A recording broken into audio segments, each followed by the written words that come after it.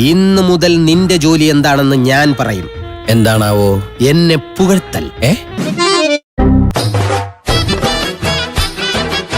Narrative വാർ അല്ലെങ്കിൽ propaganda വാർ എന്നറിയപ്പെടുന്ന ഒരു സംഗതിയാണ് നന്നായിട്ട് ഇപ്പൊ പതങ്ങിക്കൊണ്ടിരിക്കുന്നത്. ഇതിൽ ഏറ്റവും രസകരമായിട്ടുള്ള ചർച്ചകളും അതുപോലെ വ്യാഖ്യാനങ്ങളും വിശദീകരണവും ഒക്കെ കാണണമെങ്കിൽ നിങ്ങൾ ഏഷ്യാനെറ്റ് നോക്കിയാൽ പോരാ, അല്ലെങ്കിൽ BBC നോക്കിയാലോ, CNN നോക്കിയാലോ, ഫോക്സ് ന്യൂസ് നോക്കിയാലോ പോരാ. അതിന് നമ്മൾ മീഡിയ വൺ ചാനൽ തന്നെ കാണണം. കോമാളിത്തരം കാണിക്കാൻ ഇവനെ കഴിഞ്ഞേ ഉള്ളൂ. ഇതാ ഇറാന്റെ ഗംഭീരമായ പ്രത്യാക്രമണം. അമേരിക്കയുടെ നടുപൊടി, ഇസ്രായേലിന്റെ തല പോയി. അമേരിക്കയ്ക്ക് യുദ്ധം മതിയായി. അമേരിക്ക യുദ്ധം നിർത്താൻ പോവുകയാണ്. അമേരിക്ക എങ്ങനെയെങ്കിലും ഒരു വിജയം പ്രഖ്യാപിച്ചിട്ട് ട്രംപ് ഇത് കളഞ്ഞിട്ട് പോകും എന്നാരോട് പറഞ്ഞു? ഇതൊക്കെ ആരെങ്കിലും പറഞ്ഞിട്ട് വേണോ നമുക്ക് ഊഹിക്കാൻ പാടില്ലേ? അപ്പം ഇറാനെ അങ്ങനെ തീർക്കാൻ പറ്റില്ല. പക്ഷെ അമേരിക്ക പരാജയപ്പെടാൻ പോകുന്നു. പിന്നെ ഇസ്രയേല് ഒരുപക്ഷെ ഇസ്രയേലില് മതിയായിട്ടുണ്ടാവില്ല എങ്കിലും അമേരിക്ക പറയുമ്പോൾ നിർത്തിയേ പറ്റൂ. നിങ്ങൾ എന്ത് വെറുപ്പിക്കലാണ്, ഭയങ്കര വീട്ടിലാണല്ലോ. ഈ ബെഞ്ചമിൻ നെതന്യാഹു പേടിച്ച് ബങ്കറിൽ ഒളിച്ചു.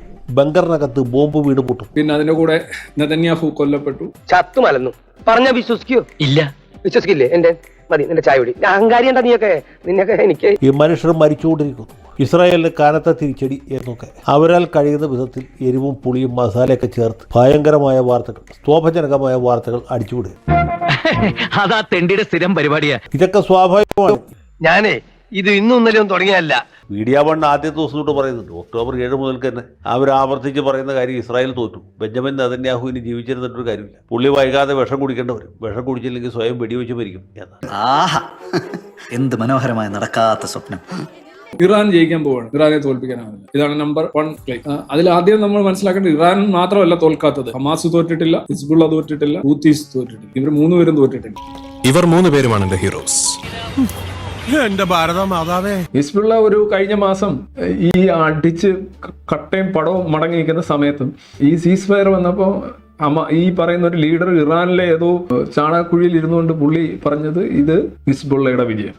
ഇങ്ങനെയും പൊങ്ങച്ചൻ പറയുന്ന ഒരു അത് പാരമ്പര്യ. ഹൂത്തീസ് പറയുന്നത് ഹൂത്തീസിന്റെ വിജയം.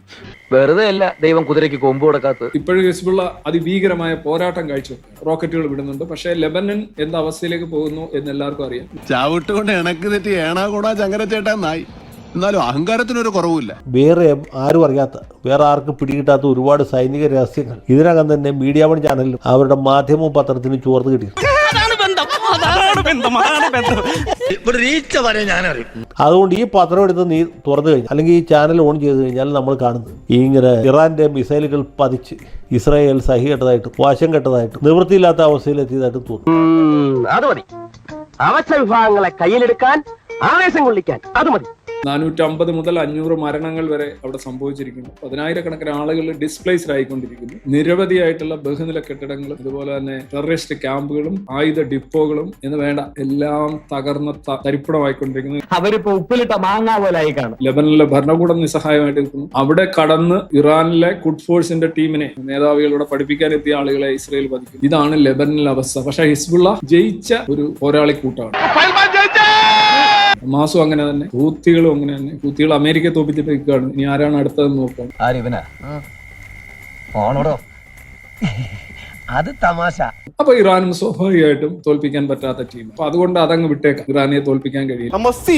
കുറച്ച് നാളായിട്ട് സോഷ്യൽ മീഡിയയിൽ ഈ പറയുന്ന UAE-ക്കെതിരെ ആക്രമണം, ഖത്തറിനെതിരെ ആക്രമണം, സൗദിക്കെതിരെ ആക്രമണം, ബഹറിനെതിരെ ആക്രമണം, ഒമാൻ, എല്ലാ GCC-യിലുള്ള മിക്ക രാജ്യങ്ങൾക്കെതിരെയും ആക്രമണമാണ്. ഈ രാജ്യങ്ങളെല്ലാം ഒരു കാലത്ത് പറഞ്ഞുകൊണ്ടിരുന്നത് അന്നം തരുന്ന രാജ്യങ്ങൾ എന്നുള്ളതാണ്. പക്ഷെ ഇപ്പൊ അന്നം തരുന്ന രാജ്യങ്ങൾക്കെതിരെ ഇറാൻ അറ്റാക്ക് ചെയ്യുമ്പോഴും ഇറാന്റെ സൈഡാണ് നമ്മുടെ സോഷ്യൽ മീഡിയയിൽ പല വിഭാഗങ്ങൾ. അവൻ പറഞ്ഞത് ശരിയാണല്ലോ. ഇന്നലെ വരെ അയാളെ പുകഴ്ത്തി പാട്ടും പാടി നടന്നയാളല്ലേ. ഒറ്റ ദിവസം കൊണ്ട് താൻ കളം മാറ്റി ചവിട്ടിയോ? അവന്മാരെനിക്ക് കാണണ്ട, വെറുത്തുപോയി. അതങ്ങനെയാണ് അവർ നോക്കുന്നത്. മോദി ഏത് സൈഡിലാണെന്നാണ്. അതിനെതിരായിട്ട് നിൽക്കുക. മോദി അന്നം തരുന്ന രാജ്യങ്ങളുടെ കൂടെയാണെങ്കിൽ അത് എതിർക്കും. പാട്ടിന് കിടന്നാലും ശരി, മോദിയെ എതിർക്കും. നമ്മുടെ 2 കണ്ണ് പോയാലും അവന്റെ ഒരെണ്ണം പൊട്ടണം. അതാണ് ലൈൻ. മോദി ഇപ്പം 4 ദിവസം തുടർച്ചയായിട്ട് ഇറാനെ അനുകൂലിച്ചു എന്ന് വെച്ചോ, മെല്ലെ ഈ ലോജിക്ക് അങ്ങോട്ട് മാറും. അന്നം തരുന്ന രാജ്യം എന്ന് പറഞ്ഞുകൊണ്ട് തിരി. അത്രേ ഉള്ളൂ, അവരുടെ അജണ്ട അത്രേ ഉള്ളൂ. ഒരു പൂക്കച്ചോളയും നടക്കത്തില്ല. അവന്മാർ ഇതുവരെ മുട്ടിയിട്ടുള്ളത് ആണും പെണ്ണും കെട്ട മോഴകളോടാ. പ്രസന്റ് നല്ല കൊമ്പനോട് അടഞ്ഞാലേ അവന്മാര് താങ്ങത്തില്ല. പിന്നെ വേറെ ചില ഓൺലൈൻ മാധ്യമങ്ങൾ അവർ ഇതിനേക്കാൾ രസകരമായ വാർത്തകൾ. 1000-കണക്കിന് യഹൂദ സൈനികർ കൊല്ലപ്പെട്ടു. അമേരിക്കയുടെ വിമാനവാഹിനി കപ്പൽ എബ്രഹാം ലിങ്കൺ ഇറാന്റെ മിസൈൽ ആക്രമണത്തിൽ തകർന്നു മുങ്ങിക്കൊണ്ടിരിക്കുക. താൻ കണ്ടോ ഇല്ല കണ്ടില്ല. അങ്ങനെ സംഭവിച്ചോന്ന് സങ്കല്പിക്കുക. നീ ഇങ്ങനെ സങ്കല്പിച്ച് സുഖിച്ചിരുന്നോടാ. ഇതാണ് ഒരു സ്ഥിരം സ്വഭാവമാണ്. This is how they handle things. അതിനാണ് നമ്മൾ റിലിഗുലസ് എന്ന് വിളിക്കുന്നത്. എന്ന് പറഞ്ഞു കഴിഞ്ഞാൽ തള്ളൽ എന്ന് പറഞ്ഞു കഴിഞ്ഞാൽ യാതൊരു മനസ്സാക്ഷിക്കുത്തും ഇല്ലാതെ തള്ളിക്കളയും. ഒരുപാട് തള്ളി ഞാൻ കണ്ടിട്ടുണ്ട്. ഇതുപോലൊരു തള്ളി ഞാൻ കണ്ടിട്ടില്ല, കേട്ടിട്ടുമില്ലേ. അങ്ങേയറ്റം പരിഹാസ്യവും അപഹാസ്യവും ദയനീയവുമായിട്ടുള്ള പ്രകടനങ്ങൾ പോലും ഭയങ്കരമായിട്ട് എസ്റ്റോൾ ചെയ്യുക, തള്ളിമറിക്കുക, മഹത്വവൽക്കരിക്കുക എന്നുള്ളത് ഈ ഇസ്ലാമിസ്റ്റുകളുടെ ബേസിക് നേച്ചറാണ്. ഈ പുഴടി നിർത്തുവോ? നമ്മൾ വിചാരിക്കും ഇത്രയും കഷ്ടമായിട്ടുള്ള ഒരു ഇത് എങ്ങനെയാണ് ഇങ്ങനെ വ്യാഖ്യാനിച്ചെടുക്കുന്നത്, എങ്ങനെയാണ് ഇതിനെ ആഘോഷിക്കാൻ കഴിയുന്നത്? So Shameless. നാണമില്ലാത്തവന്റെ പ്രശ്നത്തിൽ ഒരു ആല് കളിച്ചാൽ അതും അവനൊരു തണലാണെന്ന് ഷേക്സ്പിയർ പറഞ്ഞിട്ടുണ്ട്. ഇതോടുകൂടി ഇസ്രായേൽ തോറ്റിരിക്കുകയാണ്. ഇസ്രായേലിന്റെ ആപ്പീസ് പൂട്ടിയത്. ജൂതന്മാർ ഇനി മിക്കവാറും അവിടെ ഉള്ള സ്ഥലം വിറ്റ് വേറെ എവിടെയെങ്കിലും പോകും എന്നുള്ള ഇവര് പഴയ വായ്ത്താരി ആവർത്തിക്കുക. വയസ്സുകളൊക്കെ തോനായില്ലേ, ഇനിയെങ്കിലും ഈ തറ വേലകളൊക്കെ നിർത്തി അവനെ എന്റെ ജോലികൾ ചെയ്ത് ജീവിക്കാൻ നോക്കട്ടെ. അതൊക്കെ അങ്ങ് പരത്തി 100,000-കണക്കിന് കമന്റുകൾ, 1000 അല്ല, എത്രയോ കമന്റുകളാണ് ഓരോരുത്തർ ഇടുന്നത്, പോസ്റ്റുകൾ ഇടുന്നു, വീഡിയോകൾ ഇറക്കുന്നു. ഇറാൻ വെടിനിർത്തി, ഒരു ഇറാനും ഇറാഖ്.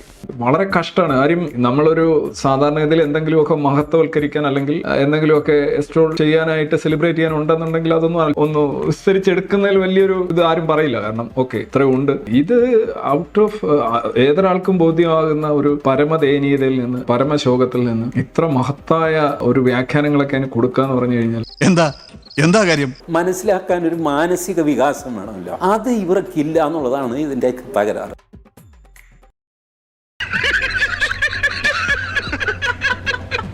അബ്സല്യൂട്ട്ലി നമുക്ക് ഏതെങ്കിലും പാരലൽ വേൾഡിലാണോ ഇവർ ജീവിക്കുന്നത്? മരുന്നൊക്കെ കൃത്യമായിട്ട് കഴിക്കണം. വെറുതെ ആൾക്കാരെ കൊണ്ട് പ്രാന്തനെന്നൊന്നും വിളിക്കാൻ ഇടവരുത്തരുത്. അപ്പോൾ എബ്രഹാം ലിങ്കൺ മുങ്ങിക്കൊണ്ടിരിക്കുന്നു. എബ്രഹാം ലിങ്കൺ തീ പിടിക്കും. പിന്നെ USS ജെറാൾഡ് ഫോർഡ് എന്ന് പറഞ്ഞ ഒരു കപ്പലും കൂടി അവിടെ ഉണ്ട്. അതിന് നാളെ കഴിഞ്ഞ് മറ്റന്നാൾ, അതായത് കുംഭമാസം 18-ാം തീയതി രാവിലെ 11 മണിയുടെ ശുഭമുഹൂർത്തത്തിൽ ഇറാൻ ആക്രമിക്കുന്നതായിരിക്കും. അതും കടലിന്റെ അടിയിലേക്ക് താണു പോകും എന്നാണ് ആ കാര്യം ഓർക്കുമ്പോഴേ രോമാഞ്ചം. ഇതുപോലുള്ള വാർത്തകളൊക്കെ കൊടുത്ത് മനുഷ്യൻ മണ്ടന്മാരാക്കിക്കൊണ്ടിരിക്കും. സത്യത്തിൽ കഴിഞ്ഞ ദിവസം ഈ മീഡിയ വൺ ചാനലിൽ കണ്ടൊരു വാർത്ത, ഇത് കണ്ട് ഞാൻ ചിരിച്ചു. ഈ ഇറാന്റെ പ്രത്യാക്രമണത്തിന് മുമ്പിൽ ഇസ്രായേൽ പിടിച്ചു നിൽക്കുമോ എന്നാണ് മൗദൂദികൾക്ക് സംശയം. ദേശം ഒന്നാകെ പറഞ്ഞു. വെൽ ഡൺ വാസുവേട്ട, well done. First of all, ഇറാന്റെ ആകാശം വിവസ്ത്രമാക്കപ്പെട്ട ഒരു മനുഷ്യൻ, ഒരു മനുഷ്യൻ കടുത്ത തണുപ്പും ചുറ്റുപാടുമുള്ള കണ്ണുകളും എല്ലാം തുറന്നു നോക്കുമ്പോൾ ഒരു മനുഷ്യൻ ഇങ്ങനെ ഒരു പ്രതിരോധവും ഇല്ലാതെ നിൽക്കുന്നു എന്ന് കണക്ക് കൂട്ടിയാൽ ആ അവസ്ഥയാണ്. ഇറാനിലെ ഏതെങ്കിലും ഒരു ആസറ്റ് നശിപ്പിക്കാതിരിക്കണമെങ്കിൽ അതിന് ഇസ്രയേലോ അമേരിക്കയോ വിചാരിക്കണം എന്നുള്ളതാണ് അവസ്ഥ. ഇല്ല, ഞാനങ്ങനെ വിചാരിക്കുന്നില്ല.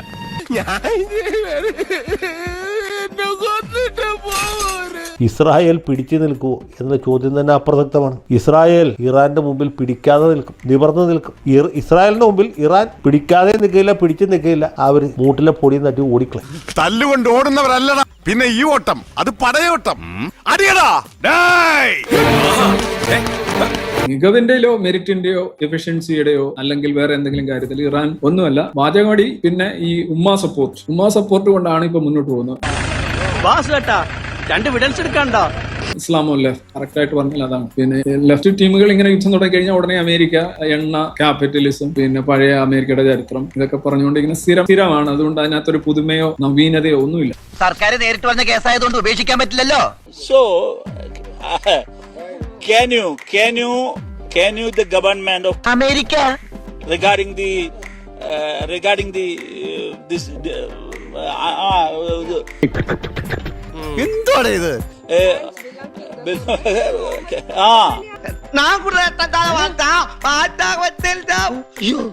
ഇതെന്ത് ഭാഷ? ലോകത്ത് ഇങ്ങനെ ഒരു ഭാഷ ഉണ്ടോ? കാണുമായിരിക്കും. ഓക്കെ പോയിന്റിലോട്ട് വരാം. ഇറാനിലെ ടെഹ്റാനിലൊക്കെ ഒരു ഗോസ്റ്റ് സിറ്റി ആയിക്കൊണ്ടിരിക്കും. ഗോസ്റ്റ് സിറ്റി എന്ന് പറഞ്ഞാൽ അറിയാം, ഉമ്മാതിരി അടിയാണ് അവിടെ അടിച്ചുകൊണ്ടിരിക്കുന്നത്. അടിയോടടിയാണ്. എന്താണ് ഇങ്ങനെ ജീവികള്?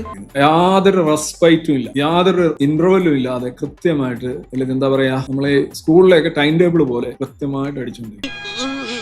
ഓരോ അടിയിലും നവീനത കൊണ്ടുവരാനും ഓരോ അടിയും തൊട്ട് തലേ ദിവസം അടിച്ചതിനേക്കാൾ മികച്ചതാക്കാനും IDF-ഉം അമേരിക്കയും ശ്രമിച്ചുകൊണ്ടിരിക്കും. ഇത് എന്ത് പിശാചികളാണ്? ഉടുമ്പ് പിടിക്കണവരെ പിടിക്കണത്. ഒന്ന് അവിടെ ഒന്ന് ഇവിടെ. എന്ത് ഒരുപക്ഷെ ഈ മകൻ മുസ്തഫ ഖമനി അയാളെ കൂടെ ഇസ്രായേൽ പറഞ്ഞിട്ടുണ്ട്, നിങ്ങൾ നേതാവ് ആരാണെന്ന് തീരുമാനിക്കുന്നിട്ട് വേണം ഞങ്ങൾക്ക് കൊല്ലാൻ. ഈ സ്ഥിതിക്ക് ഞാൻ ചാർജ് എടുത്താൽ ഞാൻ ആപ്പിലായി പോകും. അപ്പൊ അവര് തീരുമാനിച്ചു മിക്കവാറും 2-3 ദിവസത്തിനകം ഇവര് കൊല്ലുകയും ചെയ്യും. അതിപ്പോ എങ്ങനെ വേണമെന്നാണ്? ബോംബ് വെച്ച് തകർത്താലോ എന്നൊരു ആലോചന വരുന്നുണ്ട്. ഏതായാലും മരണം ഉറപ്പാ. ഇറാന് യാതൊരു പ്രതിരോധം, ഒരു കളിപ്പാട്ടം പോലും ഇതുവരെ, അല്ലെങ്കിൽ ഒരു ഡ്രോൺ പോലും അടിച്ചിടാൻ ഇറാൻ കഴിഞ്ഞിട്ടില്ല. ഈ വാചകടി മാത്രമേ ഉള്ളൂ, പ്രവൃത്തിയിൽ ഒന്നുമില്ല. ഇറാൻ പുണ്യവളന്മാരുടെ നാട്, അവര് ഭീകരവാദം ഒന്നും നടത്തിയിട്ടില്ല. എന്താ ഈ എനിക്ക് മനസ്സിലാവണില്ല. ആളെ പൊട്ടറാക്ക. ഈ ഹൂത്തികൾ ആരാണ് അവർക്ക് ചോറും ചെല്ലും കൊടുത്ത് വളർത്തുന്നത്? അത് നമ്മൾ തന്നെ. ഹൂത്തികളെ യമനിലെ, ഇറാനിലെ ഹിസ്ബുള്ള ആരുടെ സൈന്യമാണ്? ഇറാന്റെ അല്ലേ? ഹമാസിന്റെ തലവനെ തന്നെ കൊന്നുകളഞ്ഞത് ഇറാനിൽ വെച്ചിട്ടാണ്. തുരത്തി അടിക്കും. ഇവിടെ അല്ല, നീ എവിടം വരെ ഇതിനകത്തുനിന്ന് നീ ഓടിയാലും അവിടം വരെ അടിക്കും. TTP പാകിസ്ഥാനിൽ ഓപ്പറേറ്റ് ചെയ്യുന്ന തെഹ്രീക്ക് താലിബാൻ പാകിസ്ഥാൻ ഏറ്റവും വലിയ ഭീകരവാദ ശൃംഖലയുള്ള രാജ്യം ഇറാനാണ്. ഇപ്പൊ 2 പുതുതായിട്ട് ചെയ്യാൻ പോകുന്നു. ഏറ്റവും വലിയ ശൃംഖല. ഇത്രയും രാജ്യങ്ങളിൽ സ്പ്രെഡ് ആയിട്ടുള്ള ഭീകരവാദ ശൃംഖല മറ്റൊരു രാജ്യത്തിനും ഇല്ല. ഇതെല്ലാം ഞാൻ കഷ്ടപ്പെട്ട് പണിയെടുത്തുണ്ടാക്കിയതാണ്. ഇസ്ലാമിക രാജ്യങ്ങളിൽ മറ്റാർക്കും ഇല്ല. സൗദി അറേബ്യ വലിയ പണക്കാരല്ലേ, അവർക്ക് പക്ഷേ ഈ ഭീകരവാദം വേണമെങ്കിൽ അവർക്ക് കാശ് കൊടുത്ത് കുറച്ച് അവയർനെസ് സൃഷ്ടിച്ച് ചെയ്യാം. അവര് ചെയ്യുന്നില്ല. ഒമാൻ ചെയ്യുന്നില്ല, UAE ചെയ്യുന്നില്ല, ഇവരാരും ചെയ്യുന്നില്ല. പക്ഷെ അവരിപ്പോ മോശക്കാരാണ്. ചോറിങ്ങും കൂറങ്ങും, അതാ ഇവന്റെ മട്ട്. ഞാൻ ജലീൽ പുനലൂർ സംഭാഷണം ഞാൻ കേട്ടോണ്ടിരിക്കുകയാണ്. ഒരൊറ്റ തവണ ഗൾഫിലെ നമ്മുടെ ആൾക്കാരെ പറ്റി പറയണമല്ലോ, പറഞ്ഞില്ല. അവൻ പറയില്ല. അട്ടയ്ക്ക് പൊട്ടക്കോളം തന്നെ പത്യം പറഞ്ഞു അദ്ദേഹം. എന്താണെന്നറിയാമോ? ഞാൻ സുന്നിയാണ്, ഞാൻ സുന്നികളുടെ കൂട്ടത്തിലാണ് നിൽക്കേണ്ടത്, പക്ഷെ ഞാൻ ഷിയാക്കളുടെ കൂട്ടത്തിൽ നിൽക്കുന്നു.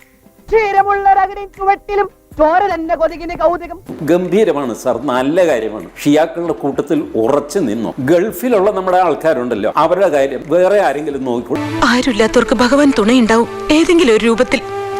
എന്റെ ദൈവങ്ങൾ എന്നെ കാത്തോളൂ.